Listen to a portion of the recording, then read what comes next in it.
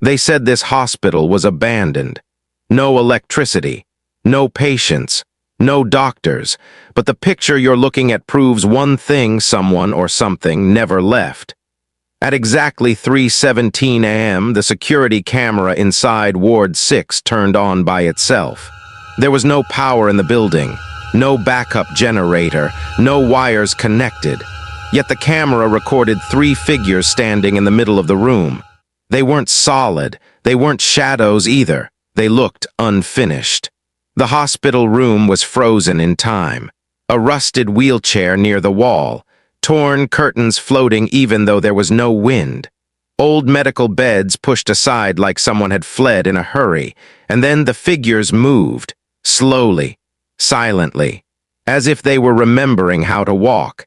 This hospital once treated terminal patients, people who were never supposed to leave alive. Years ago, the government shut it down after a series of unexplainable deaths. Official reports said equipment failure. Unofficial reports said something else. Every patient who died in Ward 6 died screaming, but not in pain. They screamed as if they were seeing someone standing beside their bed. Doctors stopped entering the room alone. Nurses refused night shifts.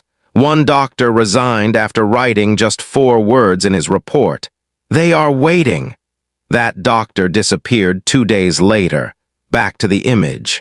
The 3 ghostly figures are standing in a straight line as if posing for something. Their faces are blurred like they don't want to be recognized, but their posture tells a darker story. They're not lost. They're not confused. They're expecting someone. Look closely at the wheelchair. It's facing them, not the window, not the door, as if someone was sitting there watching.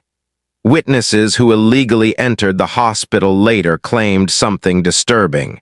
When they walked into Ward 6, they heard whispers repeating the same sentence again and again. "One more bed is empty." The moment they tried to leave, the door wouldn't open. Not locked, not jammed, just gone. The walls felt closer. The air became heavy. One man said he felt a hand on his shoulder, cold, wet, and shaking. When he turned around, there were 3 figures standing exactly like in this picture. Here's the part no one explains. Why 3? Hospital records show something horrifying. On the same night in the same room, 3 patients died at the exact same minute. Same heartbeat stop, same final breath, same scream. Doctors claimed coincidence. But coincidences don't wait in abandoned hospitals. The camera footage ends abruptly. The last frame shows the 3 figures slightly closer than before, and written on the dusty wall behind them, something no one remembers writing, were these words: "Visiting hours have begun."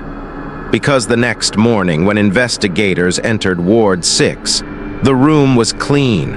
The wheelchair was gone, and a 4th shadow was reflected in the window.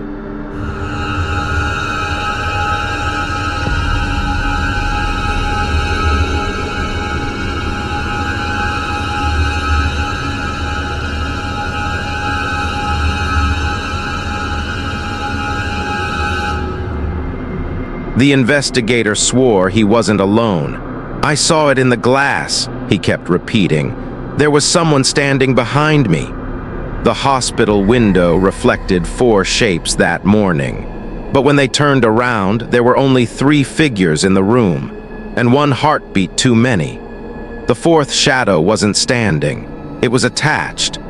That same night, the investigator started recording audio notes from his hotel room, hands shaking, voice barely steady.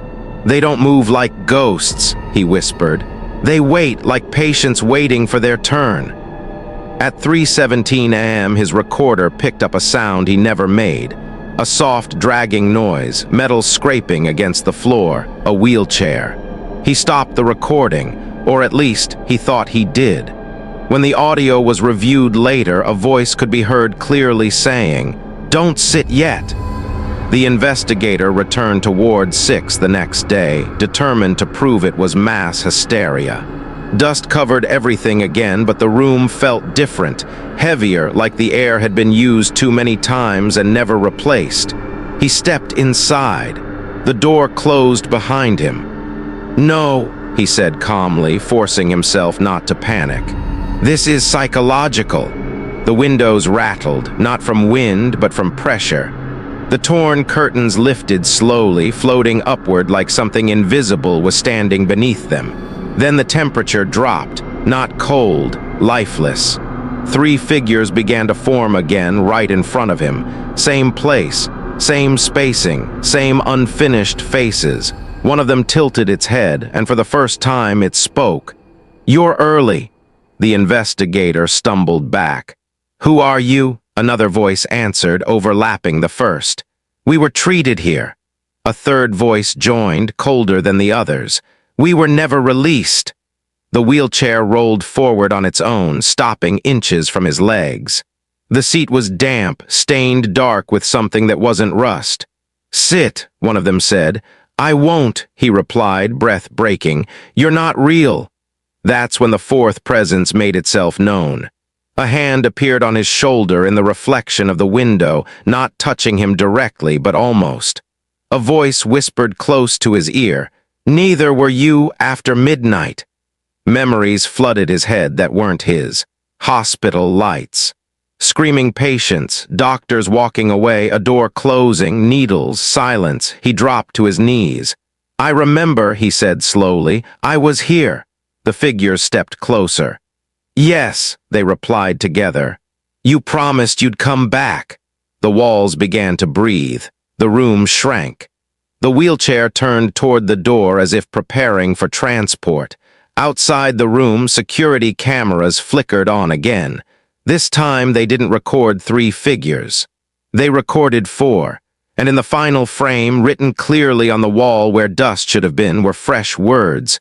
"Patient admitted." Because somewhere in that abandoned hospital, Ward 6 was full again. The security guard watching the live feed felt his chest tighten. "That wasn't there before," he whispered. The camera showed Ward 6 again. Same room, same cracked walls, same pale light leaking through broken windows. But now there was movement, subtle, deliberate. 4 figures stood where only dust should have been. One of them was different. It breathed. The guard leaned closer to the monitor. His radio crackled with static, then a voice slipped through, low and calm. "Bed number 4 is ready." "I didn't say anything," the guard muttered, fingers trembling. "Control, do you copy?" No response. Behind him, the corridor lights dimmed one by one, like the building itself was shutting its eyes. Inside Ward 6, the figures began to move. Not walking, not floating, but gliding as if the floor remembered them. The fourth figure lagged behind, shoulders slumped, head shaking slowly in denial. "You shouldn't be here," one of the others said. "I left," the fourth replied, voice cracked and human. "I survived." A pause. "No one survives," they answered together. The camera zoomed without anyone touching the controls. The guard tried to look away but couldn't.